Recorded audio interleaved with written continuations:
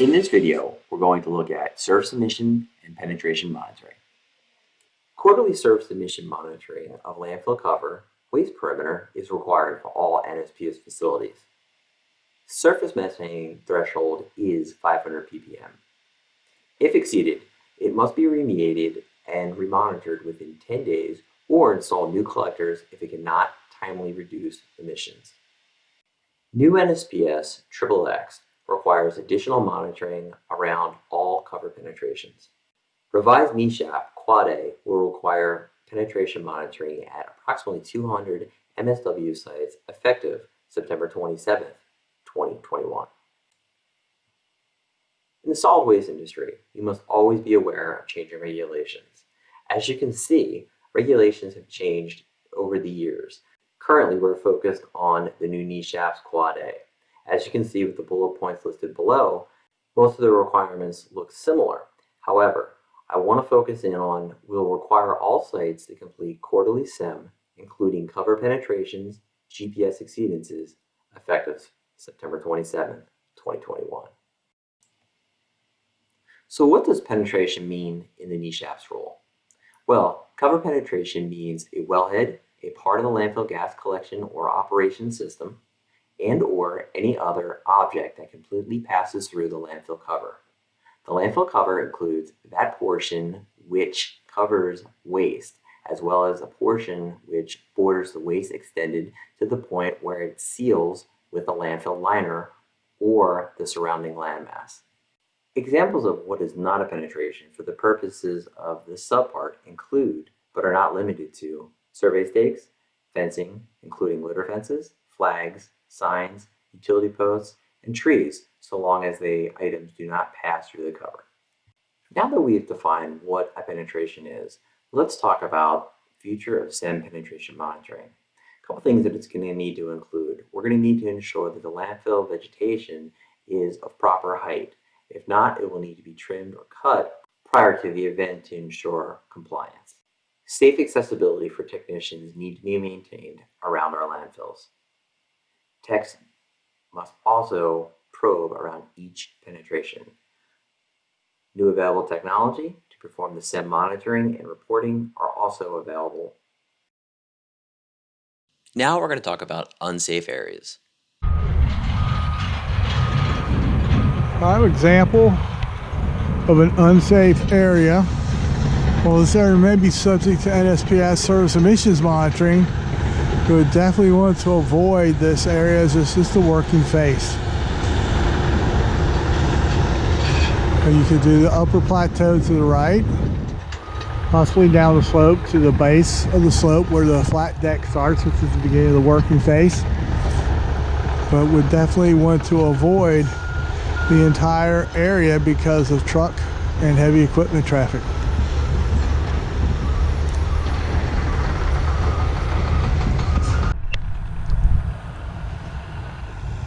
It's more unsafe slope. Slope that is too steep to be monitored to walk on safely.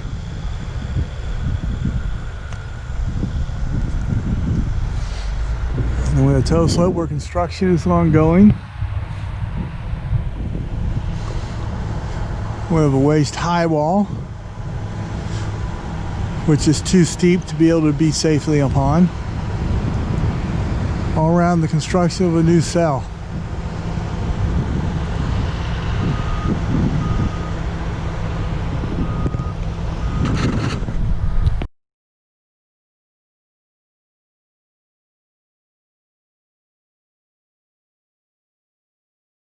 First step is to calibrate the instrument.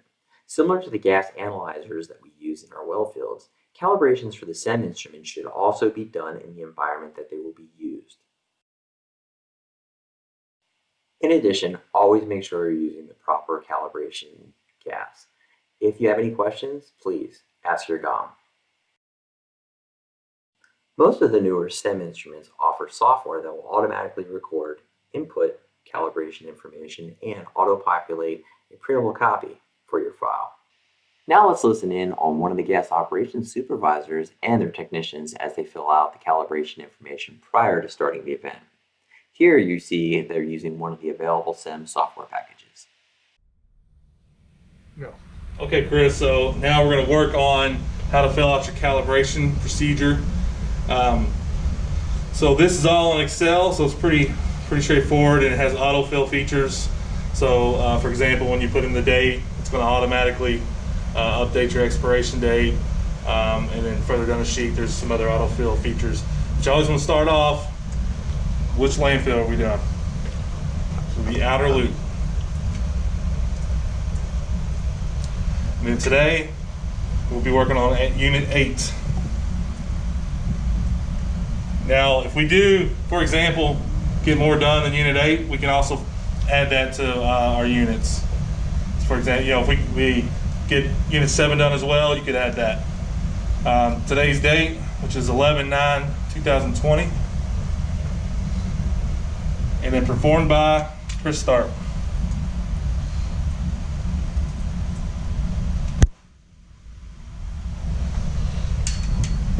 Current time. And then your current time is 1:53 p.m.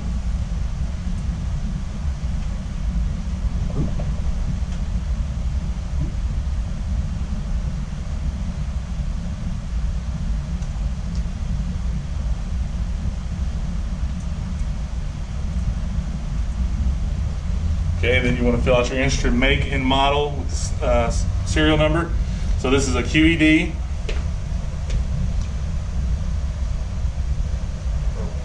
SEM 5000. It's a SEM 5000.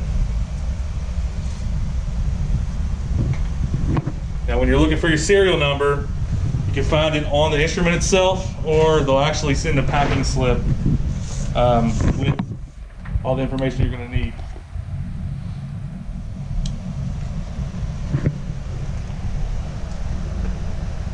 And the serial number of this particular model is 19885. Okay, once we have our instrument calibrated, we're going to move on and take 3 separate measurements to make sure that our readings are correct. So first of all, we'll hook up the gas and we'll get a reading. And once that reading stabilizes, we'll put that number here. We're hoping that it's around 500. Could be a little higher or lower, but in this case, we're going to work with the number for training purposes, 510. Okay, so once you put 510 in, you'll get the value down here of 90% of your stabilized reading. So then we'll take another reading, and with a stopwatch, we'll time how long does it take for our meter to reach 459. So let's just say it took 10 seconds in this case. So we'll enter that there, and then we'll do this 2 more times.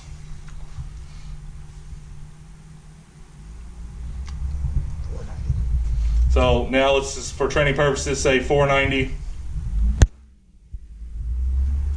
And that took us 8 seconds. And with your final measurement, let's go with the number of 505.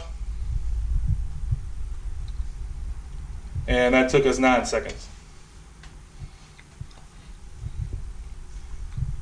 And once you get all that calibrated, or all that entered, it's going to give you your average response time of 9 seconds.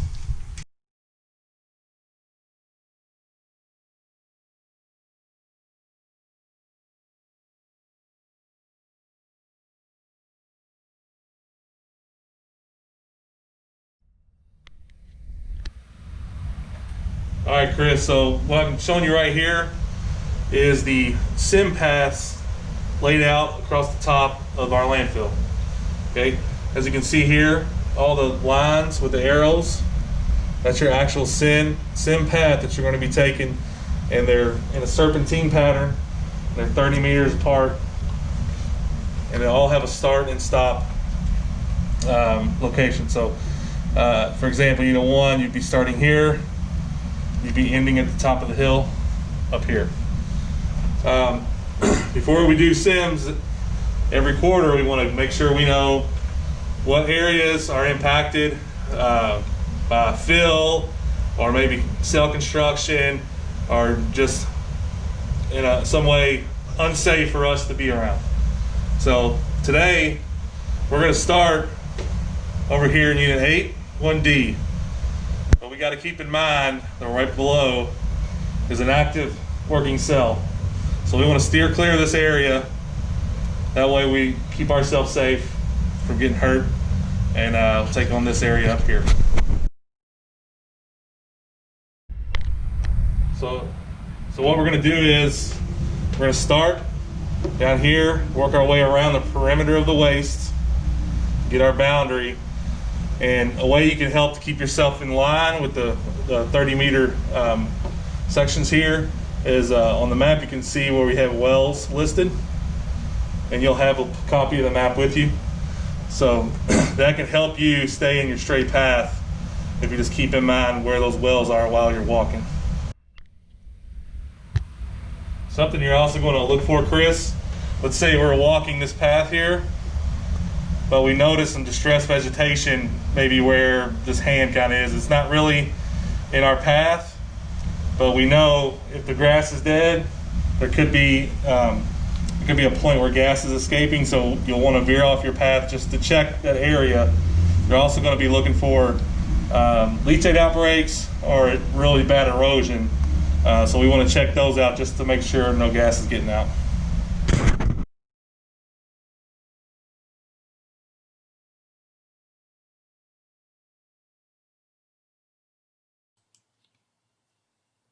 Once we have successfully completed our calibrations, we are responsible for conducting background checks up and downwind of the facility.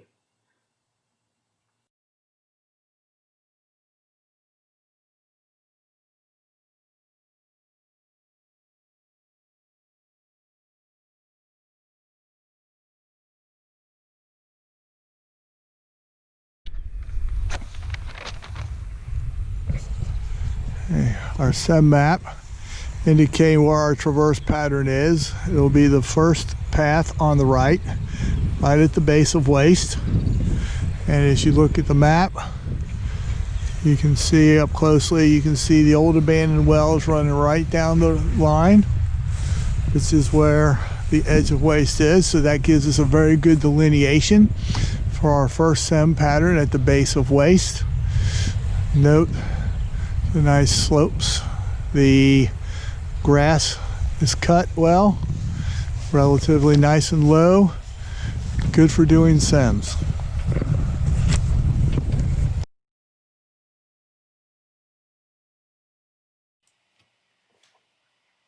SEM events can look very different in other parts of the country. Still focused on meeting the regulations, other hazards such as rough terrain and extreme temperatures can be a reality that needs to be considered during the planning phase.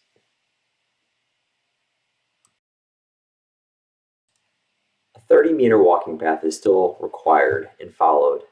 Any exceedances are documented both on the field map and by GPS.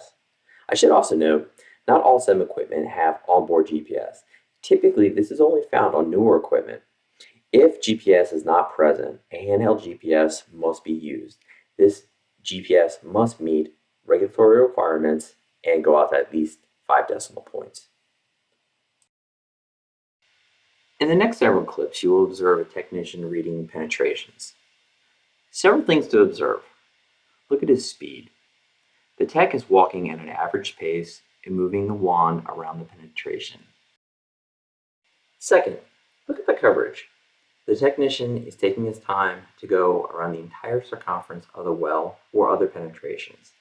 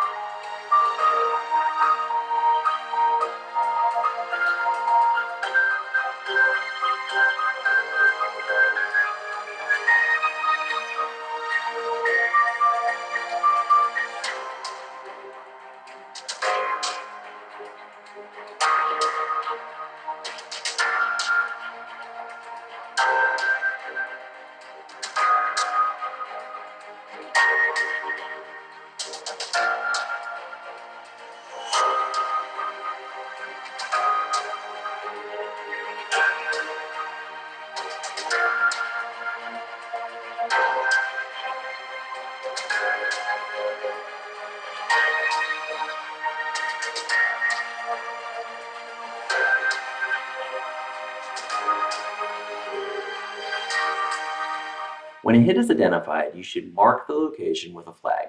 Include the emission ppm and date. This location should also be marked with the GPS on your SEM device or by handheld GPS.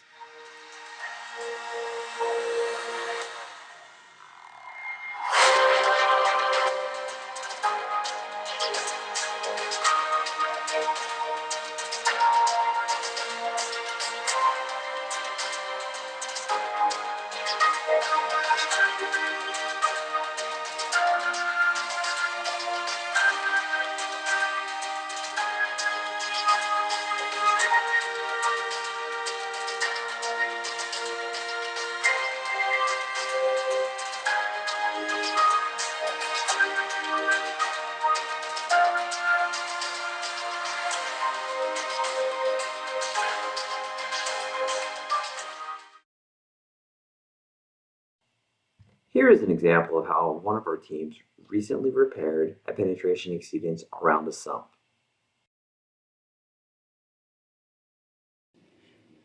Repairs will vary from site to site and area to area.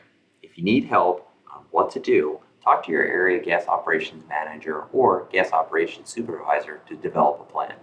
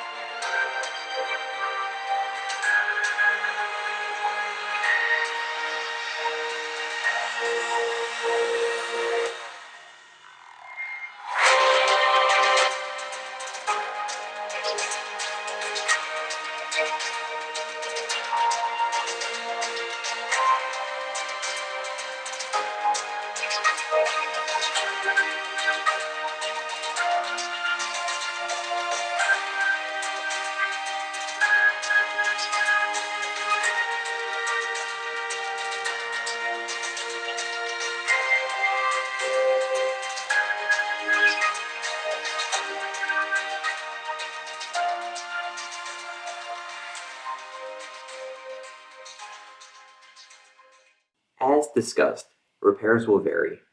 Don't get caught by the deadlines. Make sure to start repairs as soon as possible. When in doubt, please be sure to reach out to your area gas operations manager, your corporate gas director, or your corporate air director for guidance, support, or help.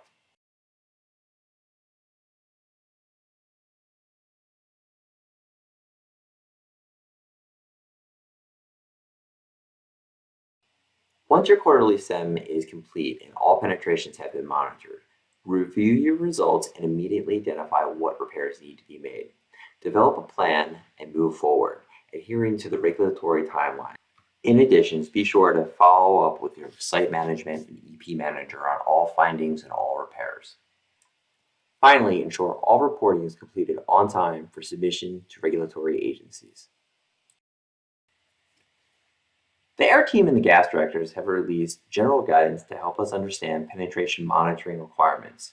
Here is a quick rundown of a few things you need to know. First, monitor around all piping where it daylights through the cover. Second, when you encounter a concrete head wall, determine if the piping is exposed behind the wall. If it is, monitor where the piping penetration daylights through the cover. If we've got fill on the back side of the concrete head wall, the penetration would be where the penetration daylights from the head wall. So monitor at the head wall pipe interface. Here are a few more examples of penetration monitoring. Penetration monitoring using the SEM 5000. The actual inlet to the probe is about 2 inches up inside the cone. as you can see right here.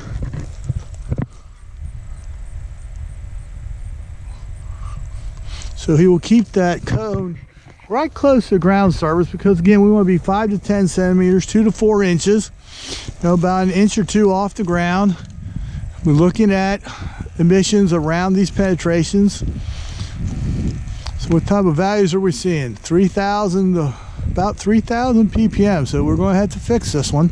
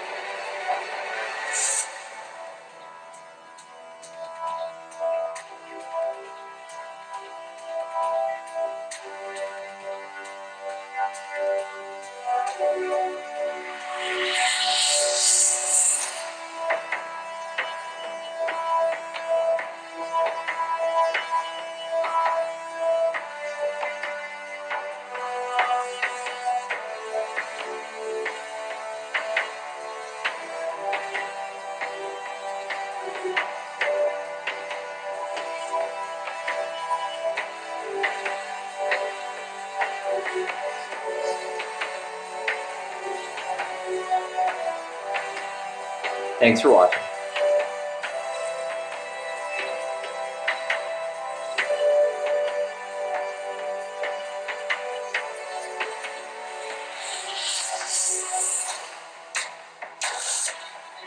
For more information on SEM monitoring, refer to the landfill gas SharePoint.